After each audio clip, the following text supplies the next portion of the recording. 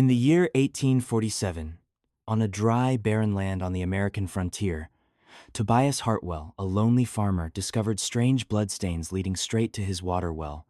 After 37 years of living among the wilderness, he knew animal blood very well and immediately realized this was not the blood of a deer or a cow. When he followed the trail around the corner of the barn, Tobias froze. Beside the stone wall near the well lay a young Apache warrior who was close to death. The man was leaning against the stone, one hand pressing tightly against a deep, bleeding wound in his side, the other trembling as it reached toward the bucket of water hanging right in front of him. But he did not have the strength to touch it. His breathing was heavy and broken, filled with pain and burning thirst.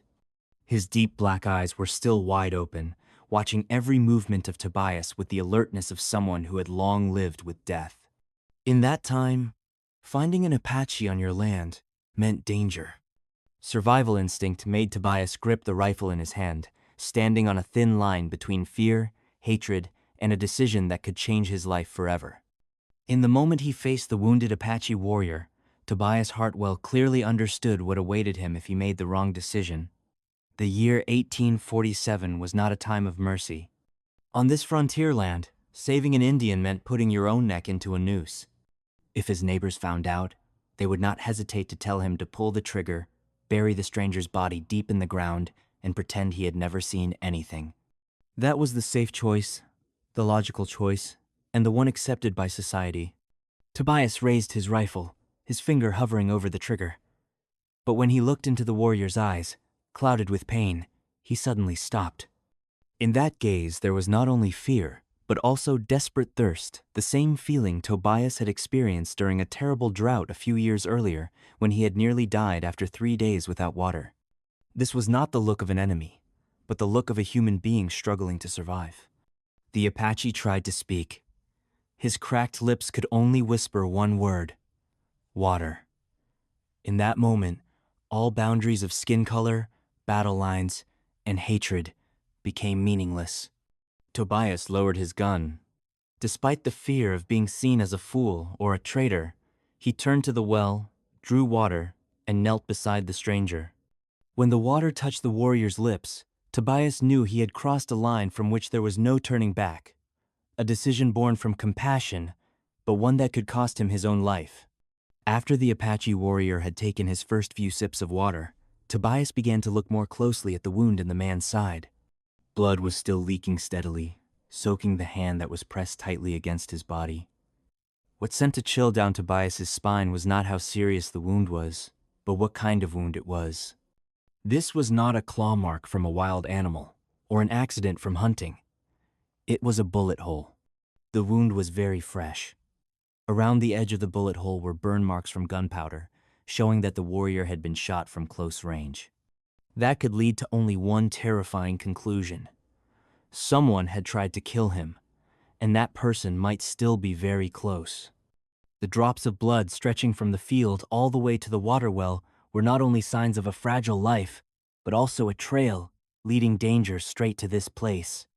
Tobias looked out over the open ground in front of his ranch, his heart pounding hard in his chest.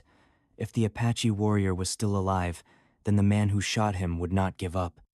And it was very possible that, at this very moment, armed men were following that same trail of blood, moving straight toward where Tobias was standing. Tobias's fear quickly became reality. From far away, he heard the most familiar and terrifying sound of the frontier, the rapid pounding of horse hooves, growing louder with every second. It was not one or two horses, but a whole group, galloping straight toward the ranch.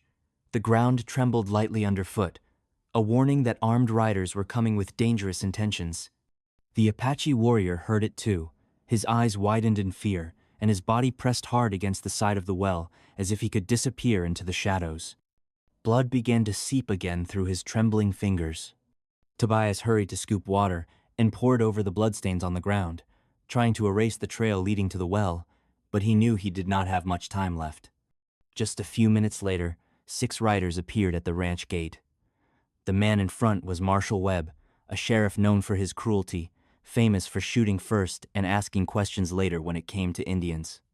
The others spread out in a wide arc, their hands already resting on their guns. They had not come to ask questions. They had come to hunt. As Marshal Webb walked closer to the well, the air around the ranch grew thick, like the moment before a storm. Tobias stepped in front of it, trying to appear calm even though his heart was pounding hard in his chest. One small mistake would be enough to get both of them killed. Webb quickly noticed the remaining bloodstains on the ground, and his cold eyes swept over Tobias with suspicion. Just as the tension reached its breaking point, the Apache warrior suddenly spoke. He did not speak English, but used the language of his own tribe. The low, firm sounds echoed out and made Marshal Webb freeze. The confident look on his face drained away in an instant, as if he had just seen a ghost step out of the past. The riders behind him stopped at once. Their earlier aggression turned into confusion and fear.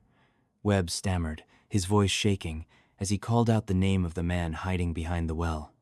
Only then did Tobias understand that the person he had just saved was not an ordinary Apache. The wounded man was Ayana, the son of Chief Takakota, and more importantly, the man who had negotiated the peace treaty between the army and the Apache tribe. That treaty had ended many years of bloodshed and opened the way for peace in this land. When Tobias realized the truth, he felt as if the ground beneath his feet was swaying. His act of kindness had unknowingly pulled him into the center of a conflict far greater than anything he had ever imagined. Despite being badly wounded and having lost a great deal of blood, Ayana still forced himself to stand upright, his voice slowly regaining the firmness of a leader. He explained that the reason he was being hunted was not because of any crime, but because he had uncovered a dangerous plot. 3 days earlier, during a meeting meant to expand the peace treaty with the army, Ayana and Colonel Morrison had fallen into a carefully prepared trap. Morrison was killed, but the murderer was not an Apache. They were men disguised as natives, speaking enough of the local languages to deceive witnesses. Their goal was to place the blame for the murder on Ayana, destroy the peace treaty, and reignite the war between the white settlers and the Apache. In the chaos, Ayana was shot at close range and left behind to die of thirst in the wilderness. He stated firmly that powerful people were profiting from the war. They sold weapons to rebellious tribes and needed conflict to continue growing rich. Ayana being alive was the greatest threat to them, because he held the truth that could bring down an entire network of corruption. As Ayana spoke, Tobias understood that he had not only saved a man, but had unknowingly stepped into a conspiracy that could once again plunge the whole territory into blood and fire. Ayana's words made the air around the well feel heavy and oppressive. Marshal Webb said nothing, but the tension was clear on his face. Tobias noticed that the sheriff's eyes no longer looked like those of a man enforcing the law, but like those of someone backed into a corner. Ayana was not just telling a story, he was exposing a truth that could destroy Webb's reputation, his power, and even his life. Ayana went on, his voice calm but sharp. The people behind the plot were not only killers and gun traders, they also manipulated the law, turning men like Webb into their tools. The order to hunt Ayana down, disguised as carrying out justice, was in fact meant to silence him before he could appear before the Apache Council and reveal the truth. Tobias felt a chill run through him. He understood that if Ayana was telling the truth, then Webb had not come to this ranch to arrest a suspect. He had come to kill a man. And the most frightening part was this. Tobias's own life had now been pulled into the same deadly gamble. As the tension reached its peak, with the riders' guns ready to fire, Ayana suddenly began to sing. It was not a song for entertainment or a plea for mercy, but an ancient Apache chant, deep, slow, and carrying far, like wind moving through a canyon. The strange melody made everyone freeze. No one understood the words, yet everyone could feel the weight and sacred power in every sound. The deputy sheriffs slowly lowered their guns, drawn into an emotion they could not name. Even Marshal Webb hesitated for a moment, as if he had been pulled out of his own rage. Only then did Tobias realize that Ayana was not singing to calm them or to beg. That song was a signal. The song carried a message into the evening wind, calling to familiar ears listening from far away. When the melody ended, a heavy silence fell over the land. Then, from the horizon, a new sound rose, the pounding of horse hooves. Not just a few, but many. Ayana smiled faintly. He knew his call had been answered, and that the balance of power was about to change. The pounding of horse hooves quickly filled the air, strong and steady like thunder rolling across the plains. From the horizon, a large group of Apache warriors appeared, riding in an orderly and dignified formation. What surprised Tobias was that they did not charge and attack. Their weapons stayed lowered, their eyes focused, but without the wild fury of war. Leading them was an elderly chief, his gray hair braided with eagle feathers. He sat tall in the saddle, radiating authority and calm. When he dismounted and walked toward the well, the atmosphere suddenly became solemn. A single look from him was enough to strip away Marshal Webb's earlier aggression. The truth was soon laid bare. Evidence of weapons trafficking, betrayal, and murder was brought out in front of everyone.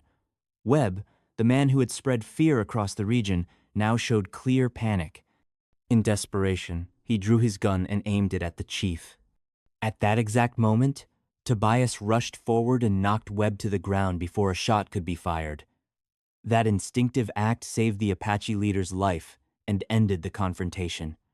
As the dust settled, the power of violence collapsed, giving way to truth and justice as they slowly came into the light. When Marshal Webb was restrained and the weapons were lowered, silence covered the ranch like the final moment of a long nightmare. Justice had finally found its way. Webb and his accomplices were later put on trial for treason, corruption, and conspiracy to commit murder. The weapons smuggling network was dismantled, and the peace treaty, once on the verge of collapse, was not only restored but expanded, bringing lasting stability to a land long soaked in blood and hatred. Ayana was treated in time by the healers of his tribe.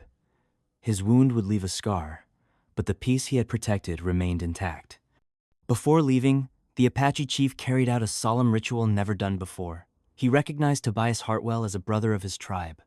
A white man, honored not for battle or violence, but for compassion and the courage to place truth above fear. Tobias accepted the gift that symbolized a warrior's honor, but the greatest change was not something he could hold in his hands. It was within himself. The farmer, who had once lived in isolation, now understood that an enemy is not always someone of a different skin color, and that the greatest victories sometimes begin with a very small act. He had only given water to a stranger. Yet from that simple act, peace was saved, lives were protected, and an old way of seeing the world was changed forever.